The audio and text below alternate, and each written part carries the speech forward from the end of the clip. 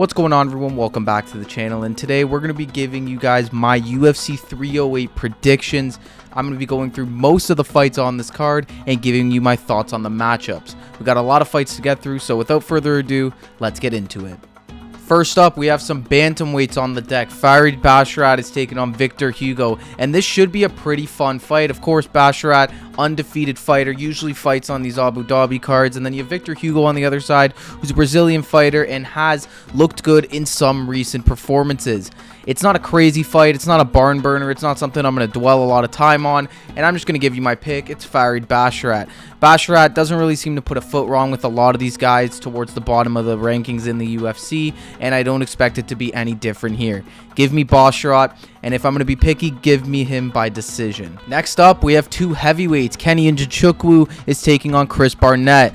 And while I want to take Chris Barnett, the guy does not fight at all, and Kenny Nzechukwu actually has looked good in some of his fights, some of them not so much, but I think he's going to have enough in this fight against Barnett to get the job done. Barnett, yes, he is just big and fat, and he is a little bit acrobatic for his size. It is impressive, but it's just not enough here. I think Kennedy will go in there and he'll find Barnett's chin early on in the fight and put him away. Next up, a really fun one in my opinion, Abus Magomedov versus Bruno Ferreira. And a lot of people are going to be wanting to take Abus in this fight because they feel that he does good against these lower guys in the rankings. But Bruno Ferreira is no joke. The guy carries real power, and I think that's going to be a problem for Abus in this matchup.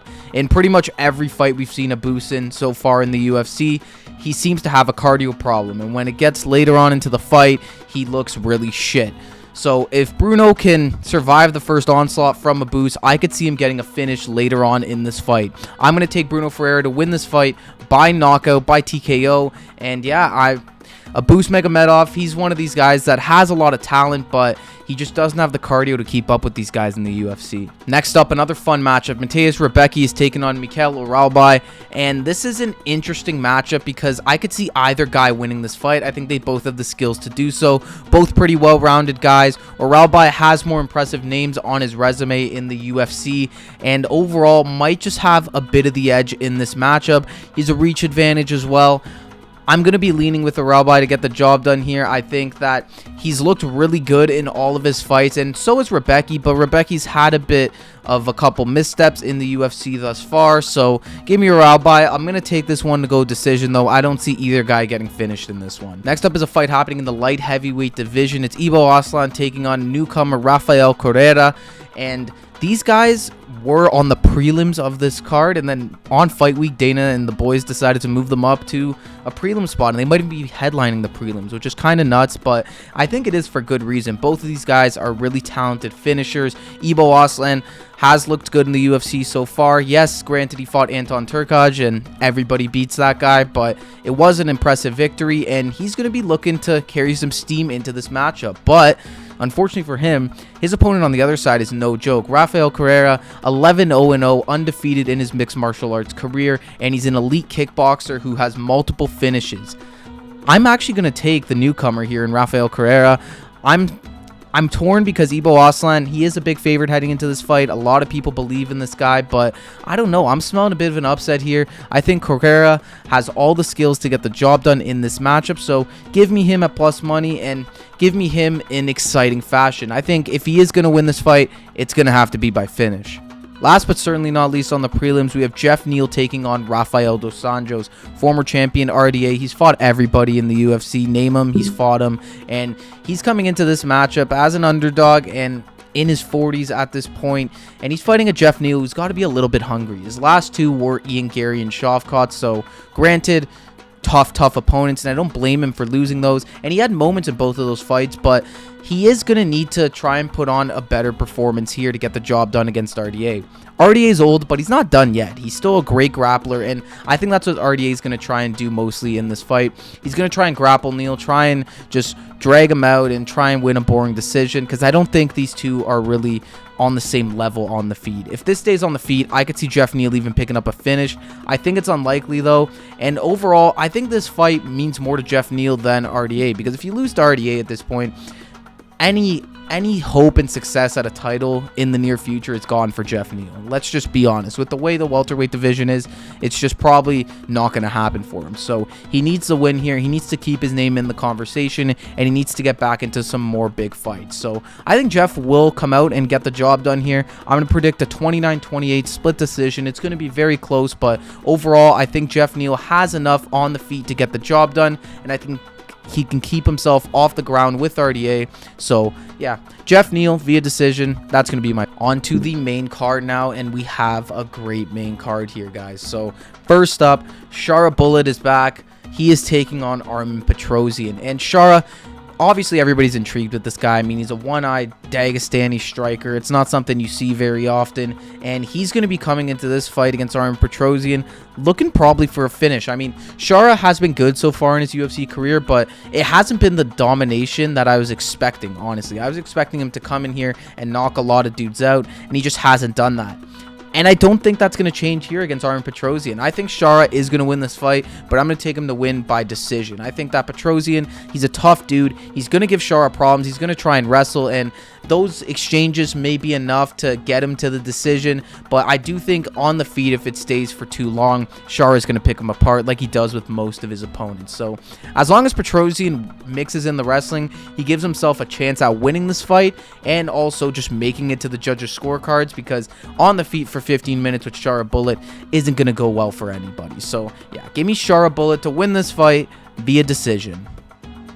Next up in the featherweight division, a fight I'm extremely excited about. Dan Ige is taking on undefeated Lerone Murphy. And Dan Ige, of course, last time out, he fought on literally like 3 hours notice against Diego Lopez and put up a pretty damn good fight. And there's a reason for that, because Dan Ige seems to do really well against guys who are very exciting and very high volume, high pressure fighters. He's able to catch them and also kind of give a little bit back to them. But Lerone Murphy is the complete opposite of that. Lerone is a very tactical guy, very technical, and he's not going to go in there and blitz on Dan Ige when he doesn't have to. He's going to be smart in this fight, and I think that's going to help him get a victory. He's good on the ground, very good on the feet, has good Muay Thai. So I think that if Dan catches him, obviously he can go to sleep for sure, but catching him is going to be the tough part because Lerone is so good at managing his distance. So give me Lerone Murphy in this one as well. It's going to be another decision. I can't see him finishing Dan Ige. I'd be pretty shocked, but I think it's going to be an overall dominant victory for Lerone Murphy, and it's going to give him a chance to move up the rankings in a very, very talented featherweight division. Now on to the featured fight. Alexander Rakic versus Magomed Ankalaev.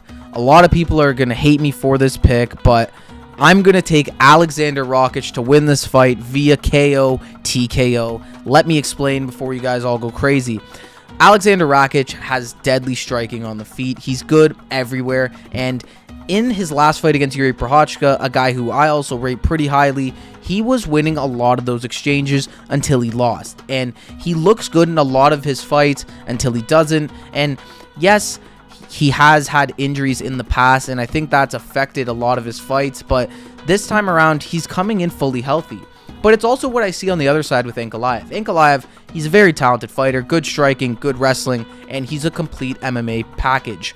But he's been focused on a lot of other stuff besides Alexander Rakic in the build-up to this fight. He's been talking a lot about fighting Pereira, talking a lot about what his manager's saying, this, that, and the other, what the UFC is telling him, and he is being told by the UFC that he has to go out there and put on a great performance, potentially even get a finish, and that might make him a little bit too aggressive in the octagon, looking for a finish and just being a little bit too crazy and not being calm enough in there when you're facing a guy like Rakic. Rakic is a sharpshooter, man. He's a great striker, and if you try and blitz on him or you try and take advantage of a situation that's not there, Rakic will punish you.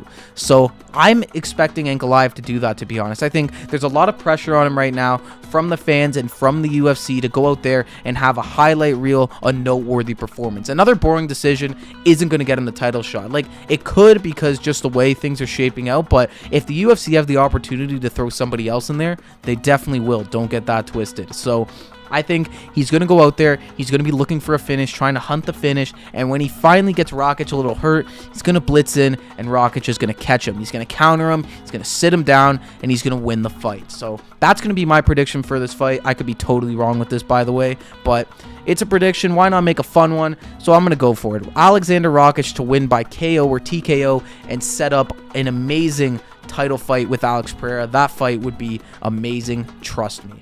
Now on to our co-main event, Robert Whittaker versus Khamzat Chimaev. And I did a more in-depth breakdown of this fight, so if you want to go check that out, you can. But I'm going to be giving you guys my quick pick here, and that is going to be Robert Whittaker. I think Whittaker is going to win this fight. And honestly, it's not because I think Khamzat's bad or anything, but there are flaws that I think Rob could exploit. First off, it's the cardio. Khamzat hasn't looked good later on in any of his fights, and this is a 5-round fight. So what is Khamzat going to look like in the 4th and 5th round?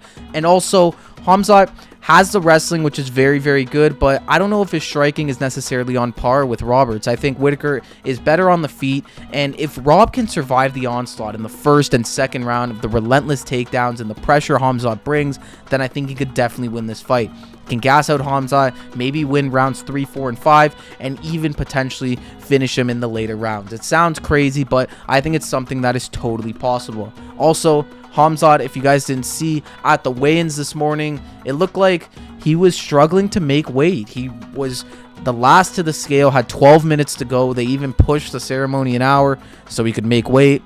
Not weird at all, right? But yeah, so he came in at 186 and he looked dead. He looked so drained, so unmotivated, and I think weight cuts play a massive part into fights, which is why I kind of like to make my predictions after those happen. So yeah, I'm gonna go with Robert Whittaker to win this fight. I'm gonna back the vet here. I think he has enough on the feet and he can be good enough on the mat to withstand Khamzat's pressure.